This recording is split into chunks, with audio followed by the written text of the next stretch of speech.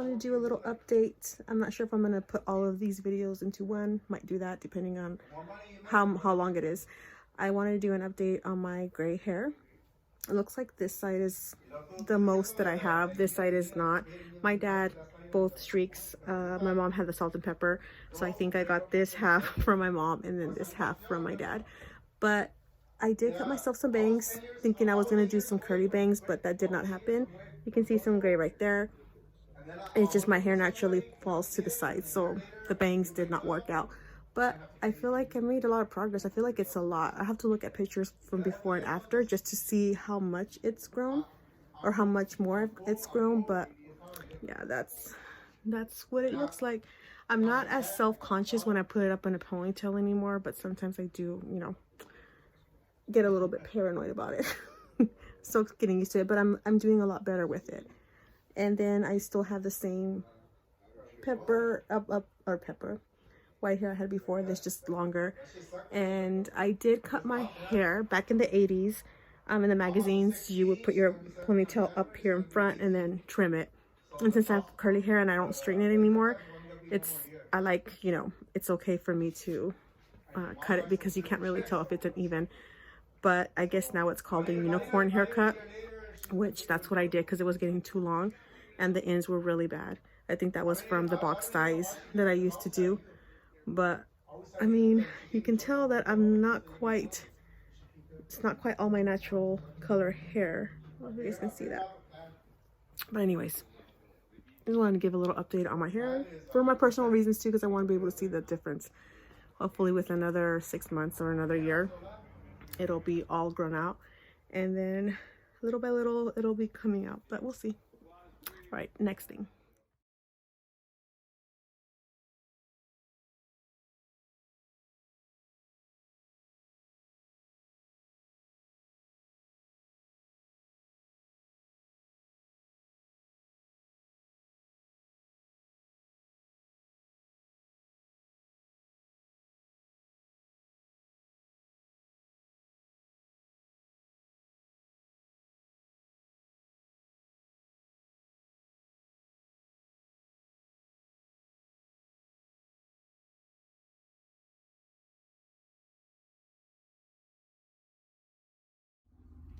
This is the other thing that I wanted to show you guys. It is faith-based, so again, like I said in my previous video, if you're not comfortable with it, just go ahead and skip the video. But I'm already in 2 Bible classes, but my friend and I were actually talking for quite some time. I believe it's been over a year that we've talked about this, is trying to read the Bible from beginning to end. And it was a coincidence that we had the same Bible. So we have study Bible or whatever. This, let me check. I'll give it to you guys, the name of it. But the Life Application Study Bible, it's the NIV. We have the exact same one, except hers is a different color. So it was a coincidence. And it was about, I want to say it was 3 days ago, that we discussed that maybe we should use this book because it does have a lot of commentary. It does cross-reference other parts of the Bible. And we started with Genesis 1, so we're going in order, chronological order. And it actually does help having another person reading it with you, because I know when I used to read the Bible by myself, it was really hard to understand. I didn't really keep myself accountable. I've read several books in the Bible. I've gone back and forth, but I've never completely read the whole thing. I've also listened to the Bible, the Audible one, where you try to read the book in a year, but I've never been able to finish it. So hopefully this time around with my friend, we'll be able to get this done. But I know there's tons of videos of this Bible because it's an old Bible, but it does give you the timeline, a little summary of who, what, when, and where kind of thing, a little timeline, explanations. I really love this Bible. And then I have my notes already on here, but it does have a map, and it's just really informative. So we did already chapter 1.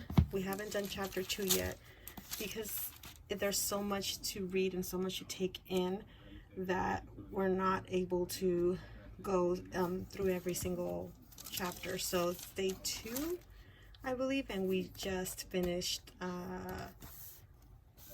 chapter 1, and we just discuss things or things that come and pop up in our minds. So for this one, I decided to use a separate journal for my Bible study, this Bible study in particular.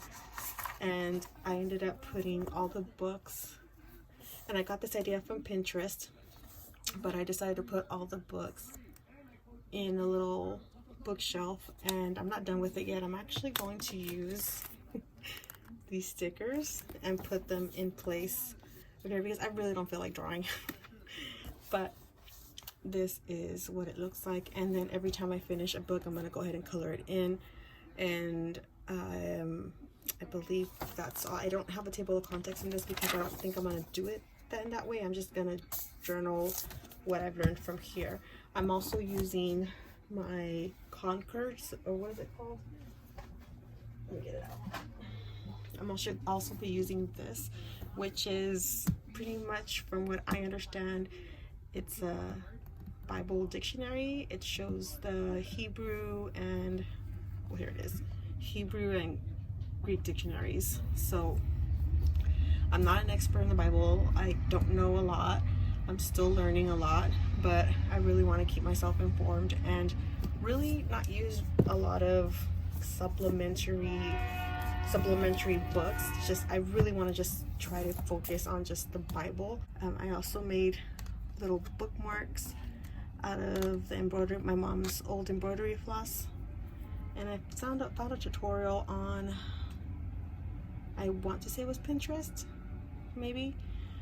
I think I'm gonna make some more and try to make them a little bit more so the paperclip won't be moving around too much in the tassel. But yeah, that's what I've been doing. I do have the wooden piece that was worked on already, but I haven't started on that yet. I'm deciding whether to paint it or use paper to cover it. I'm not positive, but once I do that, I will be uploading that video. All right, thanks for watching, and I'll see you whenever I end up uploading.